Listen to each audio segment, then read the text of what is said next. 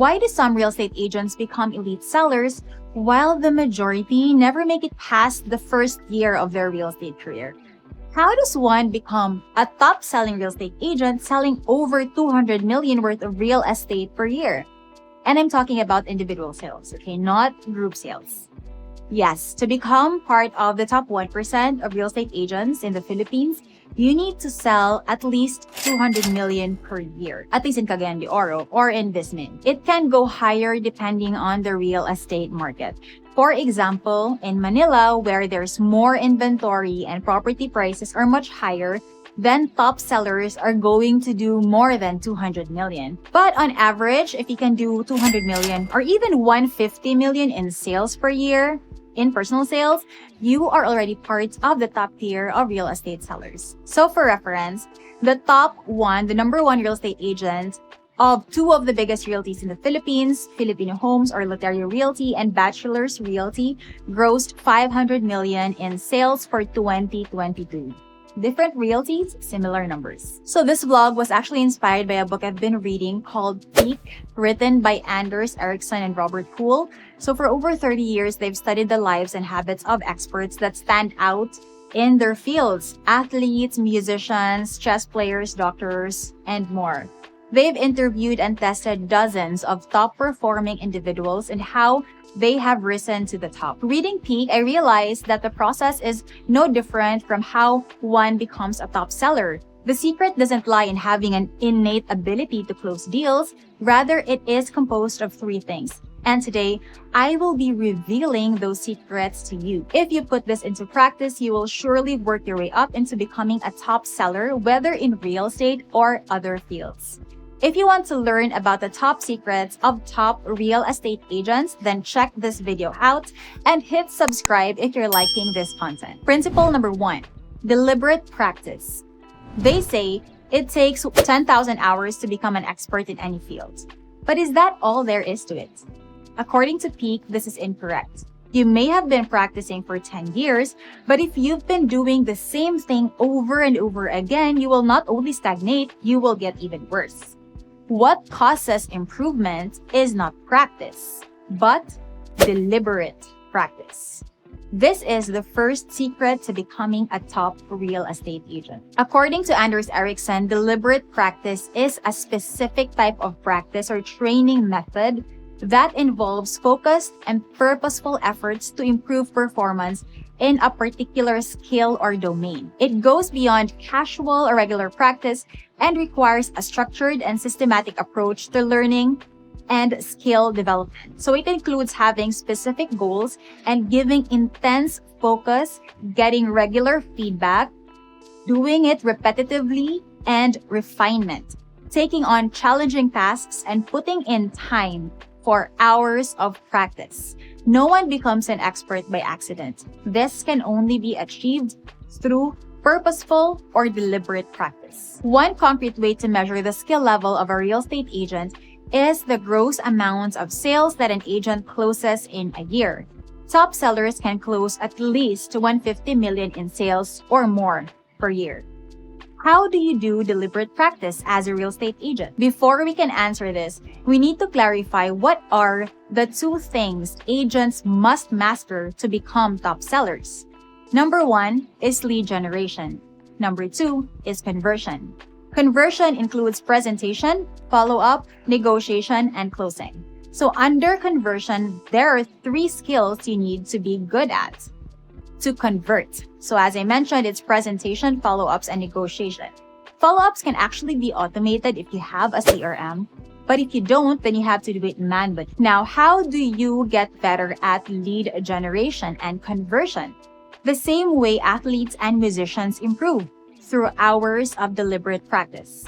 A pianist will improve by practicing 2 to 3 hours a day on the piano. In the same way, an agent will improve by talking to clients 2 to 3 hours per day. As you talk to clients on a daily basis, you will learn how to read their body language or figure out what they want by asking the right questions. When I was starting out as a real estate broker, I would meet 3 to 4 clients a day. I did not know yet how to pre-qualify buyers, so I would set a meeting with each and every client who would inquire. Now, I only meet 1 to 2 clients a week, but my closing has gone up from 10% to 60 to 70%. And I consistently close multiple deals every month. I've also spoken to a few top sellers that I know, and one top seller talks to clients about 2 hours per day, another 4 hours per day. So if you consistently talk to clients, let's say 4 hours a day, times 6 days a week, times in a month, times 12 months in a year, that's 11,552 hours in 10 years. That means it would take you 10 years of deliberate practice to become an expert real estate agent. So you will need to spend 11,520 hours talking to clients and improving the way you do it to be an expert in 10 years, because it takes 10,000 hours of deliberate practice to become an expert. Although this is not an absolute rule, there are top performers who have achieved world-class expertise in under 10,000 hours, and this is due to the level of intensity they give when practicing. So for example, if you are an athlete who competes a lot, the level of intensity that you do during practice and during competition will lower the time that you need to become an expert. So let's say instead of spending 10,000 hours to become an expert in your field, you would only need to spend 8,000 hours to become an expert because of how intensely you do it. So the more hours you spend in deliberate practice, talking to clients, closing deals, generating leads, the better you become at it. So the main difference between a rookie agent and a top agent are the number of hours each has spent in developing their craft.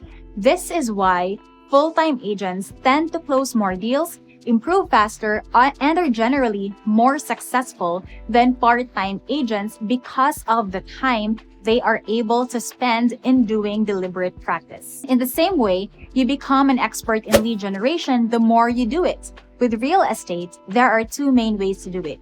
First, we have offline or traditional marketing. Next is we have digital marketing. I know a top seller who has sold over 50 units in one project alone. That's over 150 million in sales. And she did this by organizing events wherein she would go abroad or go to a different city to present the project to buyers and close those who are interested. So in the real estate world, this is called a road show. She organizes local and international road shows. She's done road shows in Australia, in the US, and in different cities in the Philippines.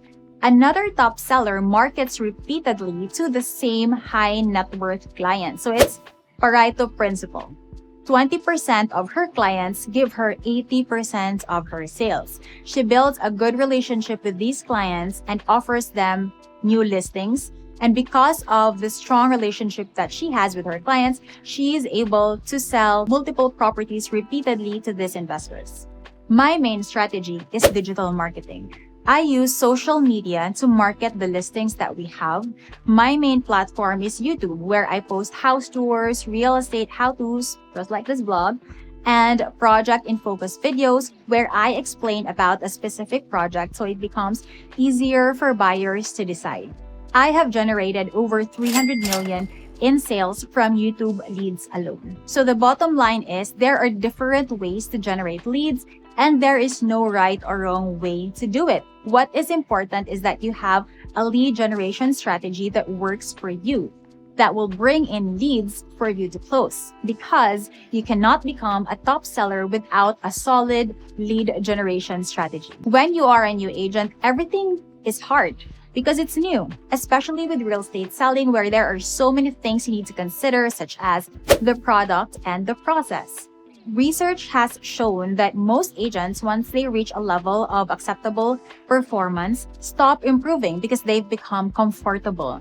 And so, additional years of practice don't necessarily lead to improvement. So this is where deliberate practice comes in. You need to not only execute, meet clients regularly, generate leads, but also analyze each deal. With client conversion, it helps to analyze, why did I not close that deal? What could have I improved on? If you did close that deal, what allowed me to successfully close this deal? What are the things that I did right? What are the things that I can improve on? Not many people are willing to do this because it's painful to analyze your mistakes or what went wrong, what you did wrong. Our first impulse is to forget about it and move on. But if we don't take the time to do this, we are wasting the opportunity to learn and grow.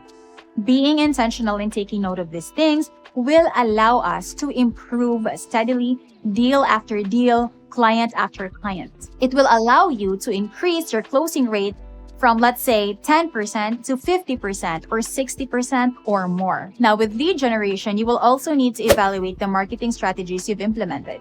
How effective is my current marketing strategy?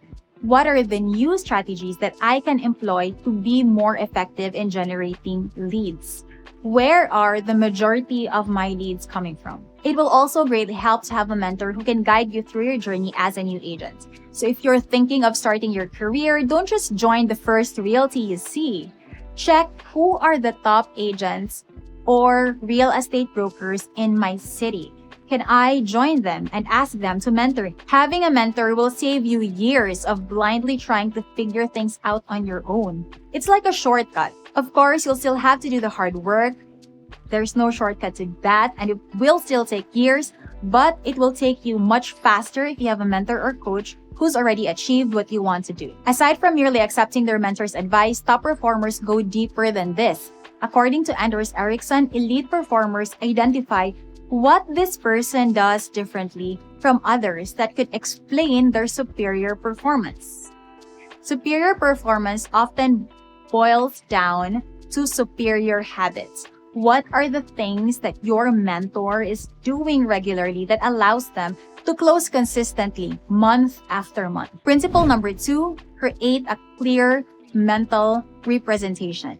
A mental representation is a visual image of a process or idea in our minds. This will allow us to mentally simulate what we need to do. So these mental models help us interpret and make sense of the world around us and play a crucial role in how we organize and process information. For example, non-musicians will look at the musical sheet and it won't make sense. But for a pianist who has been playing for 10 years, they will look at the musical sheet and they will be able to play the music in their mind. That is the power of mental representation. When I was a new broker, I would show a client several properties, and even if they showed interest in one of those properties, I wouldn't really know what to do next. The next steps to closing a deal was all blurry in my mind because I have not yet done it often enough. So as a result, my closing rate before, when I was still starting out, was really low. Now, since I've been doing it for 12 years, I'm closing consistently week after week. I've closed hundreds of deals already. I can see clearly in my mind the exact steps that I need to take to close a deal. So because of this clear mental representation, I am now able to guide my clients step by step from inquiry to closing. When a client has an inquiry, top sellers know what questions to ask, and they'll then know what properties to offer. Top sellers know how to read body language, interpret client messages, and assess, is this a hot buyer? Can I close this buyer this week? When it comes to dealing with clients, top sellers will know instinctively and without much conscious thought or effort how to handle each type of client, address their concerns, alleviate their fears, and make them comfortable in moving forward with you with that purchase. This skill comes only after years and years and years of deliberate practice. So the main purpose of deliberate practice is to develop effective mental representations which open up new possibilities for improved performance. Principle number 3, always be teachable. Humility matters. Humility is the starting point of learning and growth. Top sellers are open to new ideas and receptive to feedback. They realize that we don't have the answers and we're willing to learn from others, even those with different viewpoints or experiences. It also takes humility to accept that you messed up, and it's even more painful to go back and analyze what went wrong and what you could have improved on. But once you go through this painful process, you will learn the lesson and be able to grow and improve as an agent. Humility fosters a growth mindset. Top sellers believe their abilities and intelligence can be developed through effort and learning. They are more willing to invest time and energy into improving their skills and knowledge. Most agents become comfortable and just maintain what they are doing, but top sellers will continue to push the boundary. Humble people also tend to be better collaborators and team players. They value the contributions of others and are willing to share and give credit for successes, creating a positive and supportive learning environment. How can you show humility? You won't always like the people you end up working with or doing deals with. What ultimately matters, though, is that everybody is happy in the end. For example, I was working with this other agent. We were closing a deal. The deal closed, everybody was happy. After closing, the seller asked me if she could issue the broker's fee the following day, since she forgot to bring her checkbook. Since she was an old client, I knew her well, she was trustworthy. I said, of course, no problem. The following morning, the buyer's agent called me screaming at me that I had to give her her share of the broker's fee right then and there because her buyer paid in cash.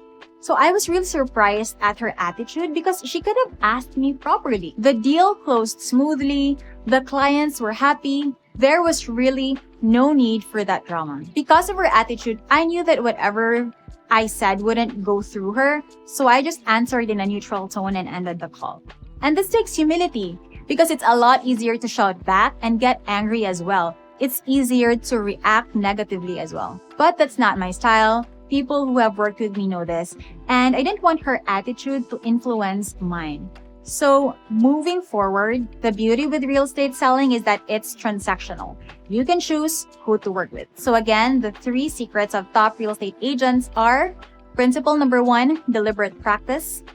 Number 2, create a clear mental representation. And third is, be teachable. Humility matters. If you found this video interesting, all I ask for is a subscribe. If you learned something new, please comment what you did learn in the comment section down below. And as always, I will see you in my next video.